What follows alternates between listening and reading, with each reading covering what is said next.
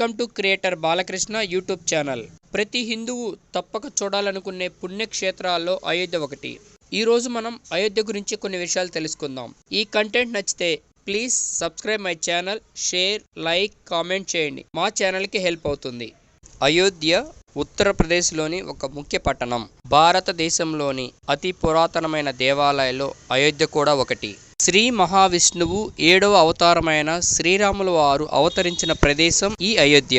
దశరథ మహారాజు కుమారుడు శ్రీరాముడు అయోధ్యను రాజధానిగా చేసుకుని పరిపాలించారని మన శాస్త్రం చెప్తుంది. కొద్ది రోజుల్లో అయోధ్యలో శ్రీరాముడు కొలువు తీరనున్నారు. దాదాపుగా 500 సంవత్సరాల నుంచి కూడా మన దేశంలోనే కాకుండా వివిధ దేశాల ప్రజలు కూడా ఇలాంటి రోజు కోసం ఎదురు చూస్తూ ఉన్నారు. ఎన్నో యుద్ధాలు, గొడవలు చాలా జరిగాయి. అయోధ్యలో రామ మందిరం ఉండాలని చెప్పి 16వ శతాబ్దం నుంచే గొడవలు స్టార్ట్ అయ్యాయి. 18వ శతాబ్దంలో ఈ గొడవలు చాలా ఎక్కువైనాయి. అప్పటి నుంచి ఈ రోజు వరకు కూడా చాలా మంది ప్రజలు ప్రాణాలు కోల్పోయారు. కొంతమంది ప్రజలు రామమందిరం కోసం వాళ్ళ జీవితం మొత్తం పోరాడారు. ఎంతో మంది పెద్దవారు పడిన కష్టానికి మనం ఇప్పుడు ఫలితాన్ని అందుకుంటున్నాము.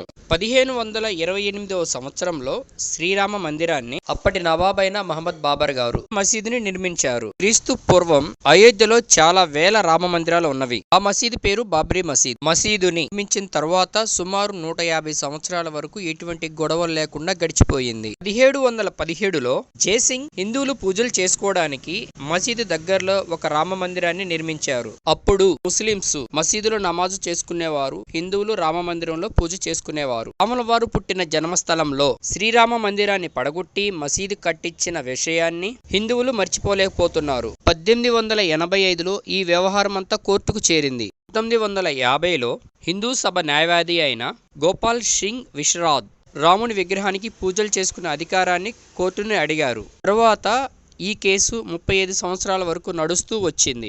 1980లో భారతీయ జనతా పార్టీ వచ్చిన తరువాత రామ మందిర ఆందోళనలో మార్పులు రావడం మొదలైనాయి. తరువాత 1987లో అద్వానీ గారు 10,000 కిలోమీటర్ల రథయాత్రని నిర్వహించారు. డిసెంబర్ 1992 6వ తారీఖున సుమారు 2 లక్షల మంది భక్తులు అయోధ్యకి తరలివచ్చారు. 2011లో ఈ వ్యవహారం సుప్రీంకోర్టుకు వెళ్ళింది.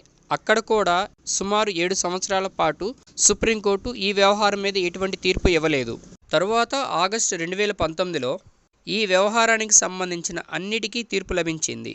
అదే సంవత్సరం నవంబర్లో ఈ స్థలం రామ మందిరానికి చెందుతుందని సుప్రీంకోర్టు తీర్పునిచ్చింది. తర్వాత ఫిబ్రవరి 5, 2020న రామ మందిరానికి శంకుస్థాపన మొదలైంది. సుమారు 492 సంవత్సరాల తరువాత అదే ప్రదేశంలో రామ మందిర నిర్మాణం జరుగుతుంది. ఇప్పుడు మరికొన్ని రోజుల్లో రామ మందిరం యొక్క ఓపెనింగ్ జరుగుతుంది. రాముని దర్శనం ప్రపంచానికి శ్రీరామ రక్ష. జై శ్రీరామ్, జై శ్రీరామ్. ఈ వీడియో వలన అయోధ్య రామ మందిరం గురించి ఎంతో కొంత ఇన్ఫర్మేషన్ మీరు తెలుసుకుంటారని మేము భావిస్తున్నాము. Thank you.